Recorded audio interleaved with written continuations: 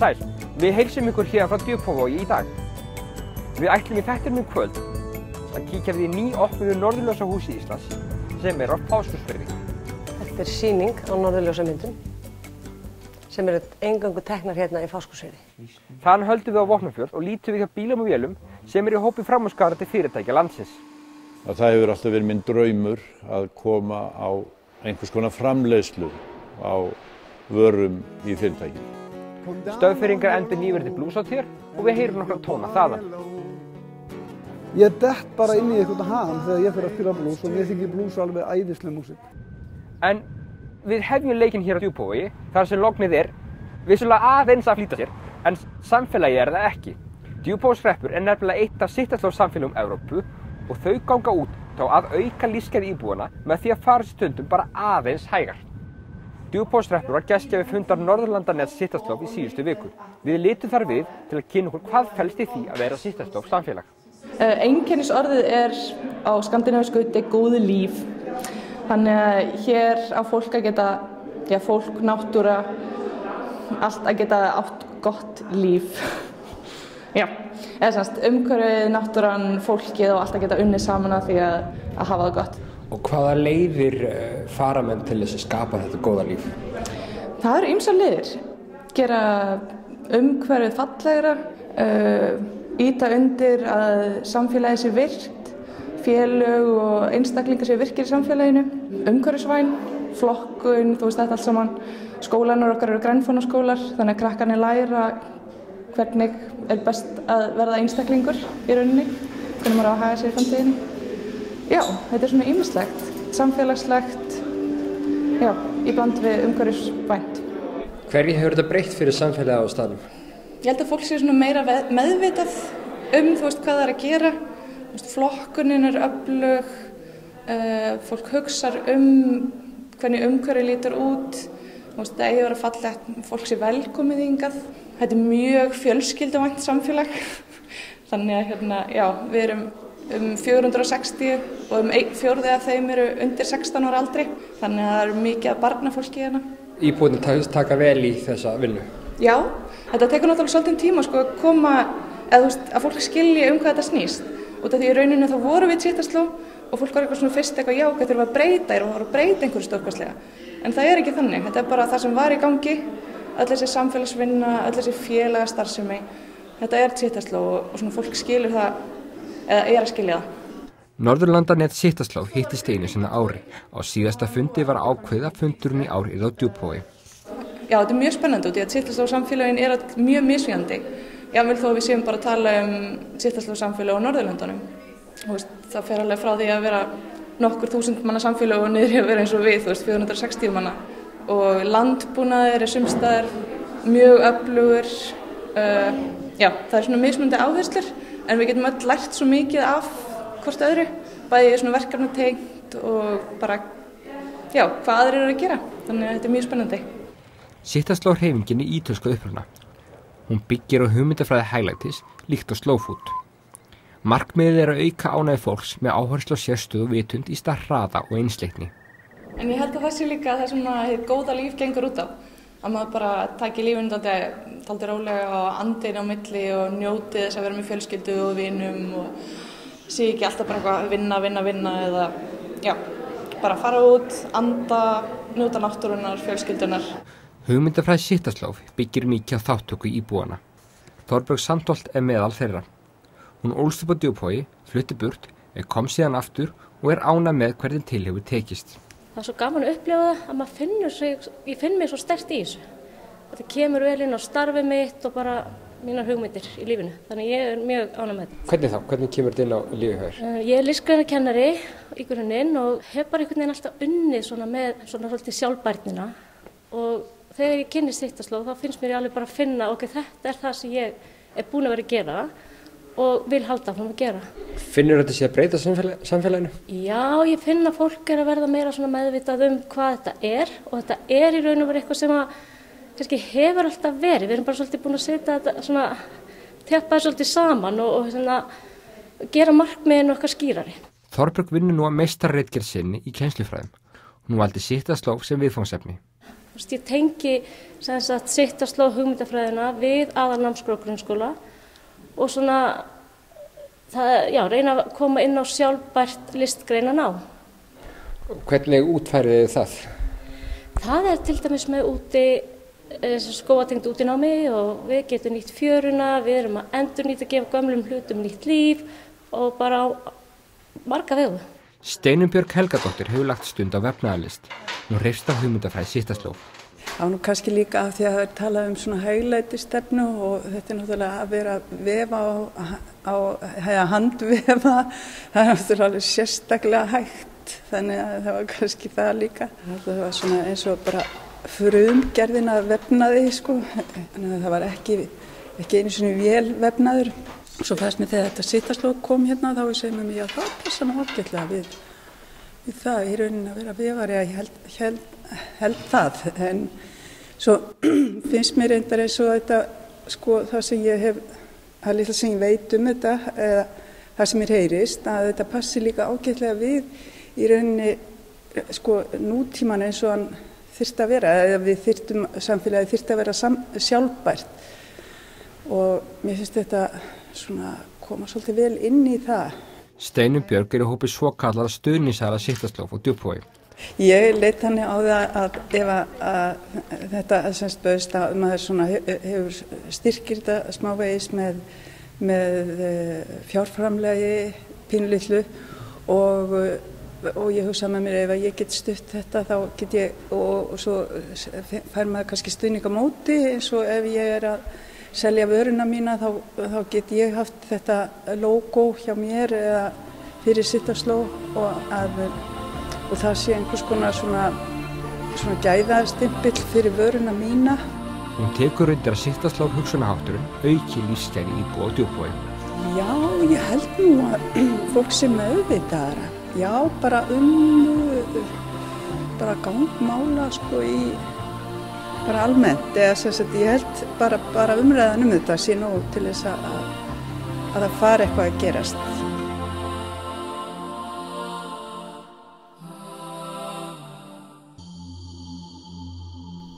Norðurljósahús Íslands á Fáskrúðsfirði var formlega opnað þann 15. maí síðastliðinn og eru þau Jóhanna Kristín Hauksdóttir, Jónína Óskarsdóttir, Viðar Jónsson og Ingimar Guðmundsson sem að því standa.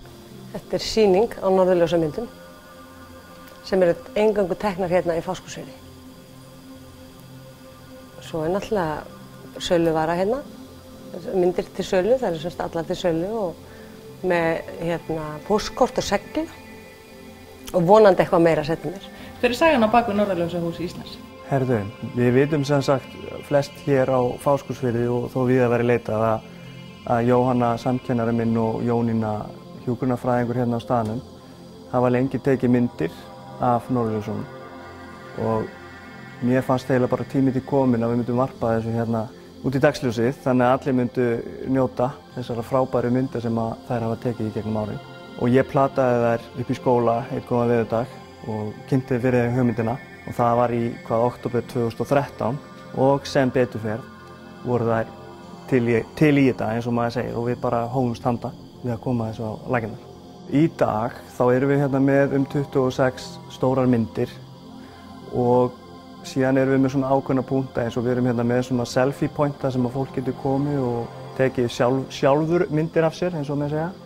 Síðan erum við að leggja svolítið upp úr til dæmis myndinni sem er mjög fræg sem að Jónína tók og hérna sem við köllum NASA-myndina sem að hefur svona á að hafa svona ákveðið aðdráttarafl. Og síðan erum við með fræðslu almennt norðurljósin og svona aðeins svolítið fræðslu hvernig maður tekur norðurljósamyndir af því að það eru held ég ansi margir sem eru áhugasamir að taka norðurljósamyndir og vilja kannski fá þessi grunnatriði á hreint. Sagan á bakvið þessa frægu NASA-mynd, hvernig er hún? Hún bara þannig, þetta stærsta sólgoss sem hefur komið, ég veit ekki á hvað löngu tíma en og Jónínu tókst að mynda þetta á þessu mómenti, réttu andartaki og náði þá þessari flottu mynd sem hún setti út í lofti á spaceweather.com minnum mig fyrst og síðan fór bara hjólinn að snúast og hún hefur verið gífurlega vinsæl þessi mynd. Og NASA fallast eftir? Já, NASA fekk leyfi til þess að nota hana afnota henni, keypti hana nú ekki held ég en fekk leyfi til að nota hana og fleiri hafa gert það og verið prentað á segla og sólarfilm og kort og sett aftan á rútu ef mig minnir rétt. Norðurljósahúsið er elsta hús í Fáskrúðsfjarðar, svo kölluðu Vatnesjóhúsi sem er í eigu Loðnuvinnslunnar. Húsið hefur haft mörg hlutverk gegnum tíðina, fyrst sjóhús, svo salthús, en eftir að Loðnuvinnslan gerði það upp var það nýtt sem umbúðageymsla. En hvernig leggst fyrsta sumarið í aðstandendur? Ég held að tilfinningi sé bara nokkuð góð hjá okkur. Allavega þeir sem hafa kíkt hérna inn, við fengið mikið af útlendingum hérna í heimsókn og sérstaklega útlendingum. Á meðan vorum að vinna hérna og þeir gáðu okkur svona hint og fjalli fyrir þessu, fannst þetta æðislegt og margt gott þetta að segja. Þannig við erum bara bjartsýn.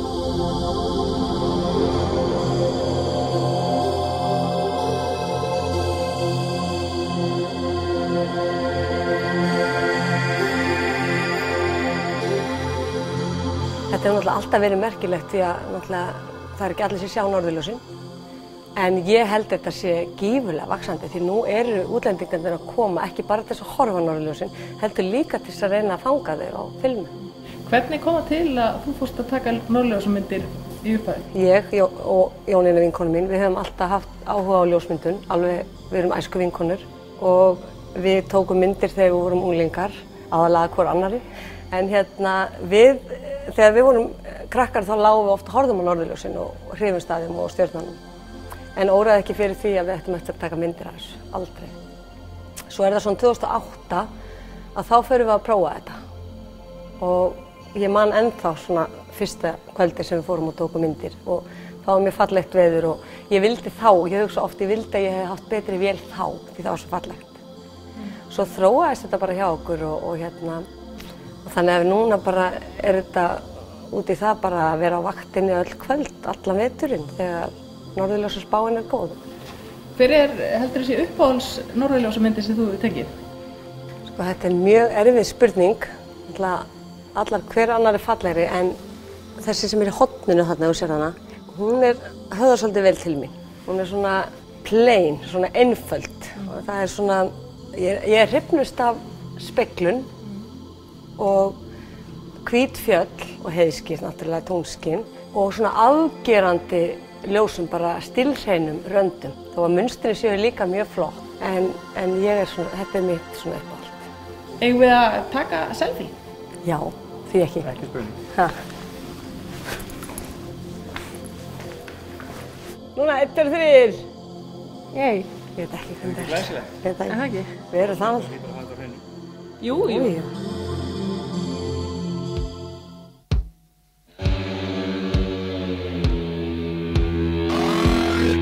Hún leynir á sér vélsmiðjan Bílar og vélar á Vopnafirði sem hefur verið starfrækt frá árinu 1990 eða allt frá því að nokkrir félagar ákváðu að stofna fyrirtækið til að skapa sér atvinnu.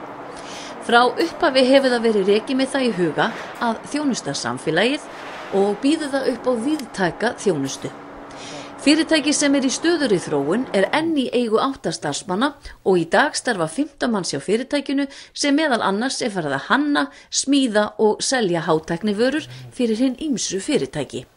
Til dæmis rákum söluskálan á Vopnafirði í 6 ár. Við erum með afgreiðslu fyrir olíu í skip. Við sjáum vöruafgreiðslu, móttöku vörum á Vopnafirði, rekum afgreiðslu fyrir bílana. Og síðan náttúrulega er það verkstæði sem er stærsti þátturinn og þar erum við með bæði bifreiðaverkstæði og á því er bifreiðaskoðun á staðnum og síðan er vélsmiðjan sem er stærsti þáttur félagsins. Fyrir skömmu síðan þá var svona smá breyting á fyrirtækinu, það er að segja að Stefán Guðnason sem menntaði sig nú hjá okkur á sínum tíma, að hann fór til náms í iðnfræði í Danmörku.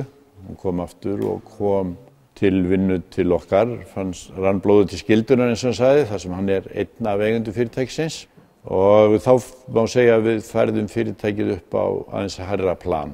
Það er að segja að við höfum farið í það að teikna það sem við erum að smíða og vinna eftir teikningum og síðan fórum við út í það að hanna vörur og smíða og selja. mitt hlutverk núna að sjá allar vinnutekningar fyrir verkstæðið og gera svona verðtilboð í verk og athuga með verð á efni og panta svona sumt af efni sem pantað inn og þetta svona þessi almenna tæknivinna sem tilheyrir svona rekstri. Vélsmiðjan hefur tekið að sér hin ýmsu verk, bæði stór og smá. Meðal þess sem þeir hafa hannað, smíðað og selt eru tromlur sem hreinsa affallsvatn frá fiskvinnslum og hirða úr því nýtilega hlutan áður en því dælt til hafs. Tromlan eitt af stærri útflutningsverkefnum sem bílar og vélar hafa ráðist í.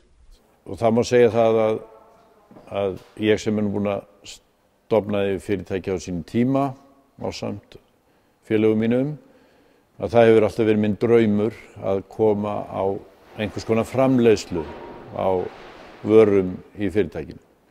Og sá draumur að rætast.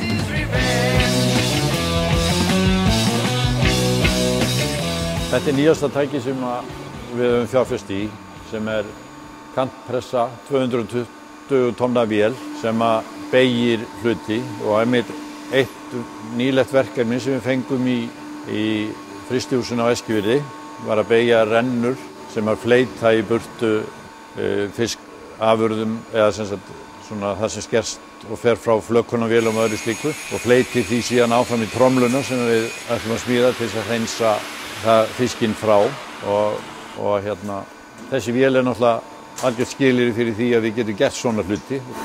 Hlýtur að vera ánægilegt fyrir því að sjá þetta verða veruleika? Þetta mjög gaman og það náttúrulega líka mjög gaman að vera með unga menn og sjá það breytist svolítið mórallinn við það að vera með svolítið meira af ungu fólki í kringu sig. Og þarna rennan full sköpuð. Ég tók nú ekki tímann hvað lengi verið að beygja þetta.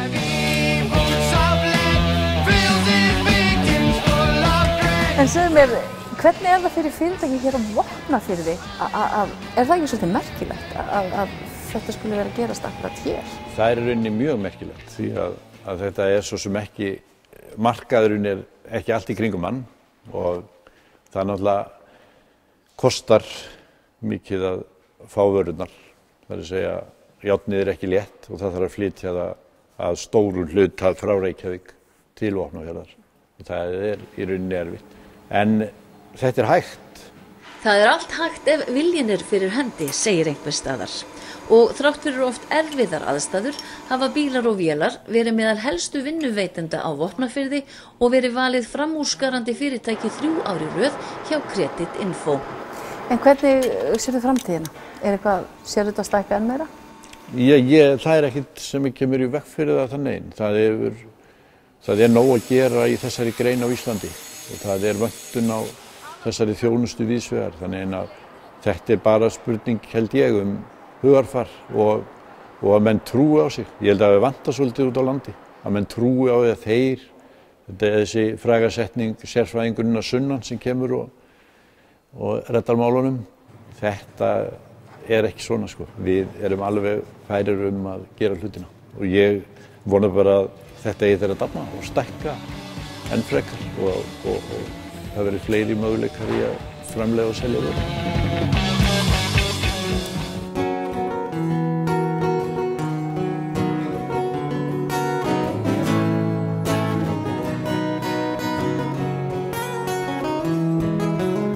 Það blúsinn sem ræður ríkjum hér í sköpunarmiðstöðinni kvöld á fyrstu blúshátíð Stöðvarfjarðar. Þá set ég upp blúshattinn og segi fyrstu blúshátíð Stöðvarfjarðar setta. Gjörðu svo vel. Blúsinn á rætur sinnar rekja til Bandaríkjanna og upprunninn frá svörtu verkafólki sem söng sér til líknar með þetta stritaði á bómullaröflunum.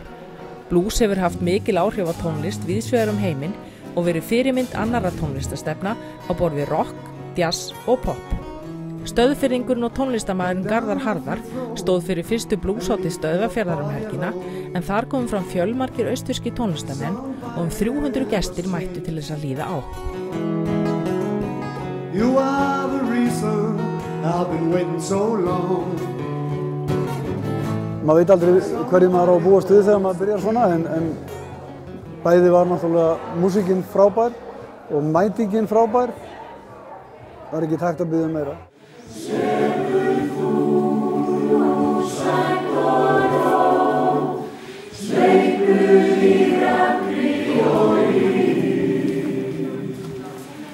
Einmitt, segðu mig frá hugmyndinni, hvernig þetta byrjaði allt saman? Já, þetta var bara svona búið að ganga með þetta í maganum í mörg ári í rauninni að gera þetta og svona alltaf vaxið í augum þetta umstangi við að og að þurfa að biðja Pétur og Pála að koma og gera eitthvað. Svo bara var þetta svoleiðis að ég var eitthvað að hugsa þetta og var 60 daginn og hugsaði mér að það er ekki hægt að geyma þetta lengur, annarkvæmt verður maður að gera þetta núna eða bara slá þetta alveg af. Og þannig byrjaði ég og hafði samband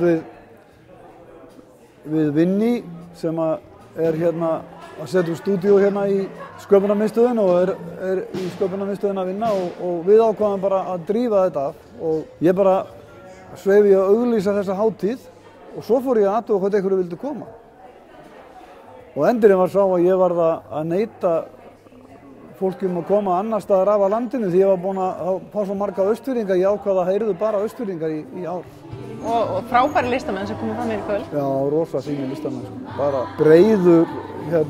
breiður músíkgrunnur í kvöld, alveg hreint. Ég meina, svona allt frá gospel upp í bara rock'n'roll. Það er akkurat það sem bluesin er, hann er í þessu öllu saman. En af hverju bluesin? Hvað er það við bluesin? Máum með fyrirverandi Sólmundur Friðriksson, hann var einu sinni spurður að þessu, hvað er þetta með Garðar og blues? Hann sagði, ég veit það ekki, það bara gerist eitthvað þegar hann byrjar að spila blues. Og það er bara það sem ég get sagt, ég dett bara inn í eitthvað ham þegar ég fyrir að spila blues og mér þykir blues alveg æðisleg músík.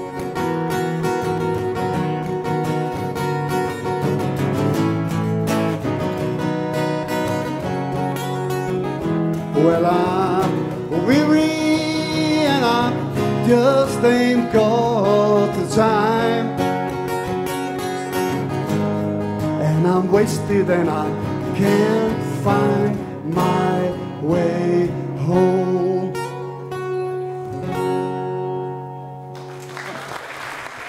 Ég hafði þetta alveg eins og Steve Marriott gerði þegar hann stofnaði hljómsveitina Fleetwood Mac. Þá sagði trommuleikarinn Mick Fleetwood, af hverju á hann að heita Fleetwood Mac? Og þá sagði kappinn, já það er vegna þess að þegar ég hætti þá verður þið áfram í bandinu og það verður orðin fræg. Og ég hugsaði þetta þannig að núna setja ég á stofn blueshátíð Stöðvarfjarðar og þar alveg getur verið blueshátíð Stöðvarfjarðar löngu eftir að ég er dauður og þið er að skipta. Og það er bara pælingin.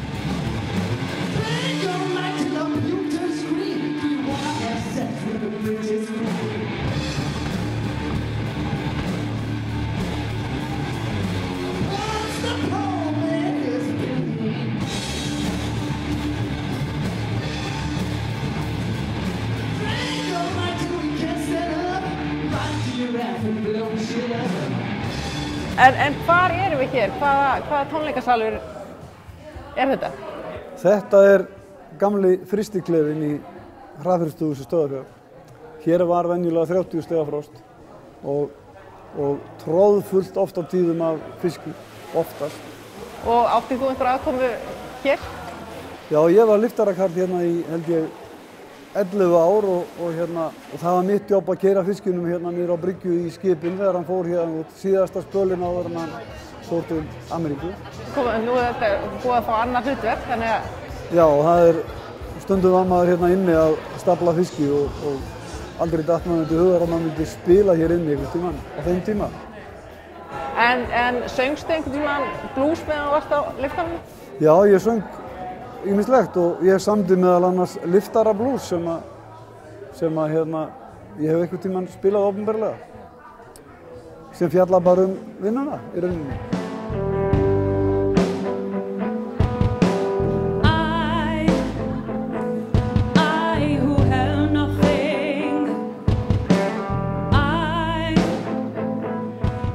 Mér finnst þetta mjög gott og bara fór fram úr mínum væntingum að öllu leyti. Það bara er svo mikið að hæfileika fólki á Austurlandi að það er eiginlega nánast yfirgengilegt. Þetta voru bara austfirskir talentar að spila hérna í kvöld og mér finnst þetta bara standast samanburði hvað sem og já, við eigum svo mikið af góðu tónlistarfólki að já, maður kemst ekki yfir það að fylgjast með öllu og mæta á alla tónleika og það bara lúxus vandamál, myndi ég að segja.